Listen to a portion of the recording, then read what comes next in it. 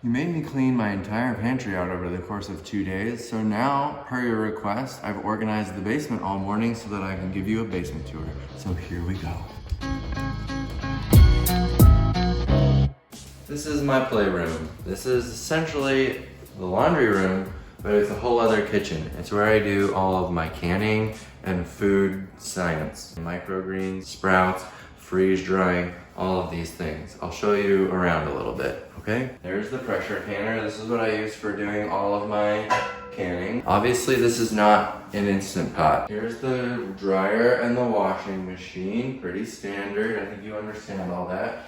This is the freeze dryer that I use to make backpacking food. I freeze dried a bunch of basil that I grew, and I still have a 100-year supply of freeze dried basil. I got this in pretty industrial sized vacuum sealer for when I was doing the gravy and the cheese sauce mixing in this room. Oh, you saw the video when we showed it. This is what I bought the vacuum sealer for. But it's really handy for lots of other things like I do for freezing stuff, which you'll get to in the freezer tour, which is a topic for another video. We did vacuum seal some clothing to mail, which was pretty entertaining. This here looks like a compost bin, but I actually put dryer lint in here because it's really good tinder for camping to start fires with. The more you know.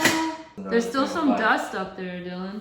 Definitely lots of mushroom powder in here. We'll clean it up tomorrow. It's true that this basement is obnoxiously large. There is no person or family on earth that would need something this spacious. This is the gym.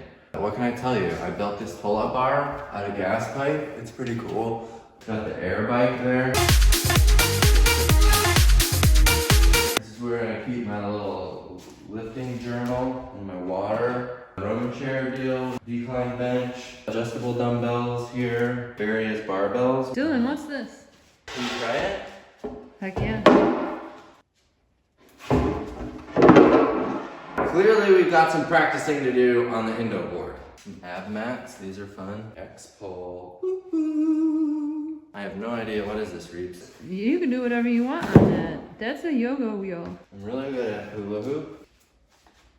I haven't done this in 15 years. Why is this working? Circus Reeves. This is the back wedge that I lay on to try to work on my posture because I get slouched over. So I try to lay on this for like 20 minutes every other day. That looks really uncomfortable. It's miserable. These are the bouncy plates for the bar. Power rack, this thing's a dream. You can do everything. Squats, chest, the whole 9 yards. This is where I film various interviews. Gregor's friggin' knee was broken or leg was hurting or something. It's like, come on, man. This is an awesome row machine. This is the skier. Anyway, we're getting into the weeds here. I said I wasn't gonna spend much time in the gym. So what's that drum? This, I have some painful memories with this machine. This is the food grade mixer that I've told you about that I used to use. I do not use it anymore. To make the gravy and cheese sauce. You could measure everything, put it in here. I'd have a pedal and it would turn. Bad times. This is the basement food storage area, the actual purpose of this video. So these are the canned beans, all the jars of beans that I make using the pressure canner in the laundry room there. I don't keep dry beans in bulk in the pantry because I always just use them when they're already cooked. So I'll just keep the canned beans in there that are ready to go. Jarred, canned, whatever you want to say. These are the backpacking food that I make in the freeze dryer. So this is just like weightless. All these are all different meals that I make and then freeze dry. And they're super great for backpacking. You can eat them regular old meals during the week too, of course. Really lightweight, freeze-dried food that rehydrates really fast. That's the point of those. I use them mostly just for backpacking. This has all of the spices that I used for when I was making the cheese sauce and gravy. I would not keep a gallon of turmeric in a bucket in my basement. That's overkill. By the way, this is, you see how this is all vacuum sealed? That's because of the vacuum sealer that sucks out all the air. The Mylar lasts for probably 25 years, whereas the plastic ones don't. This bag here would taste the same 25 years from today as it would if I opened it right now and added water. So I've got all kinds of herbs and spices that I would not normally have. Garlic powder, onion powder, parsley, sage, rosemary. Italian seasoning. This is probably the most I would keep. What do you got down there, Dill? These are LaCroix storage. I've got my bags of starches and my buckets of starches. I did not do hoarding when the whole pandemic started because I already had all this stuff. This is how I always live. And I know that this is not attainable for most people. They don't have the space to do all this. But for a lot of people, you could probably find space to at least do several buckets like this of your dry starches. And if you had 6 of these buckets full of dry starches, that's a long time of food. These are oats and red lentils and green split peas and regular green lentils. I have garbanzos, mayocoba beans, kidney beans. These are pinto beans, black beans. This is sweet potato that I jarred. This has been jarred for probably 2 years. I use the jarred sweet potato for like making either a sweet potato pie or sometimes I'll make oat clusters. I just bought a ton of sweet potatoes one year when they were on super sale and just canned it all. Soybeans, here's a bag of basmati rice. If I buy like two 10-pound bags of potatoes, I'll throw one here so there's not so much clutter. But this is not long term. The potatoes don't store for long. So all of these buckets here, this was all microgreen seed. This is not my starches. This is pea seed. They make really nice microgreens. I can show you them really quick when I show you the grow room, which is another part of the basement. These are the starches. Short grain brown rice, green split peas in a bucket, soy curls. I buy the big 12 or 13-pound box of soy curls. That's a bucket, plus there's still a bunch in this bag. It takes me probably a year or more to go through that much soy curls, but they don't go bad. Red lentils. This is my dehydrated veggie blend that I buy. This stuff I love. This is gold. Pinto beans do have their own bucket. Flour that I had bought from Costco. I've had this for a couple years now. This was like the bread flour, but I don't use a lot of white flour ever. I was experimenting with bread. I probably would never rebuy this. And then I had a bucket for red beans when I was doing a lot of stuff with red beans, which I'm not as into. Regular green lentils. Rolled oats need 2 buckets. A 25-pound bag of rolled oats takes up more than one of the buckets, so I have 2 buckets for oats. And then the last one is garbanzos. So there are some beans that I do keep in the buckets, just not every single one of them. 13 bean soup, I've had that for a long time.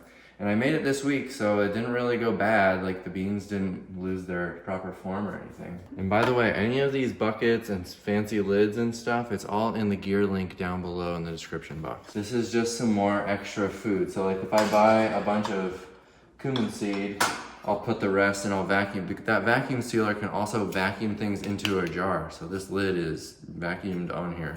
And that'll extend the life. If I really wanted to extend the life of the seed, I'd also keep it in the freezer.